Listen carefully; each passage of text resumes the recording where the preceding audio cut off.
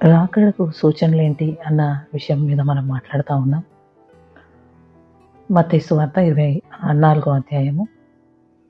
మనము చూసాం ఈరోజు అక్కడక్కడ కరువులు, భూకంపాలు వస్తాయి. ఇవన్నీ కూడా వేదనకు ప్రారంభం అన్న విషయాన్ని మనం ఉదయకాలంలో నేర్చుకున్నాం.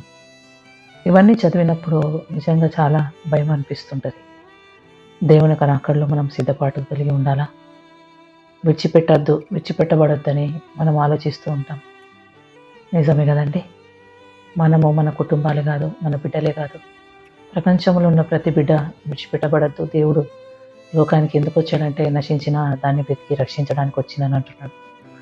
మరి ఆయన చేసినటువంటి ఆ త్యాగాన్ని వ్యర్థంగా పోనీయద్దు. ప్రతి ఒక్క బిడ్డ రక్షణలోకి రావాలన్న విషయంతోనే ఈరోజు మరి దేవుడు జ్ఞాపకం చేస్తున్నాడు. అప్పుడు జనములు మేము శ్రమల పాలు చేసి 24:9 పాలు చేసి చంపెదరు.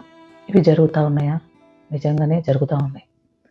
జనులు ఏం చేస్తారు? శ్రమల పాలు చేసి చంపేదరు అని అంటున్నారు. చాలామంది చనిపోతున్నారు ప్రభు కొరకు శ్రమల పాలై. మరి ఎన్నో ఆటుపోటులు ఎదుర్కొంటున్నారు, ఎన్నో సమస్యలు ఎదుర్కొంటున్నారు.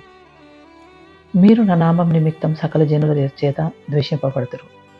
నిజమే కదండి. చాలామంది ద్వేషిస్తూ ఉంటారు. ప్రభువుని నమ్మిన బిడ్డలను చూస్తే, ప్రభు బిడ్డలను చూసినప్పుడు ద్వేషిస్తూ ఉంటారు. మరి అలాంటి స్థితి రాబోతుంది అని ముందుగానే మరి లేఖనాల్లో రాయబడి ఉంది. చాలామంది మరి ప్రభు బిడ్డలను, ప్రభువుని నమ్మినటువంటి వారిని ద్వేషిస్తున్న దినాల్లోనే ఉన్నామండి.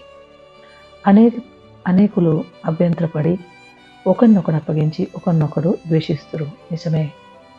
ఇప్పుడు ఒకరినొకరు అప్పగించుకునే దినాలు, ఒకరినొకరు ద్వేషించుకునే దినాలు మరి అంత్య దినాల్లో జరుగుతాయని దేవుని యొక్క వాక్యం సెలవిస్తుంది.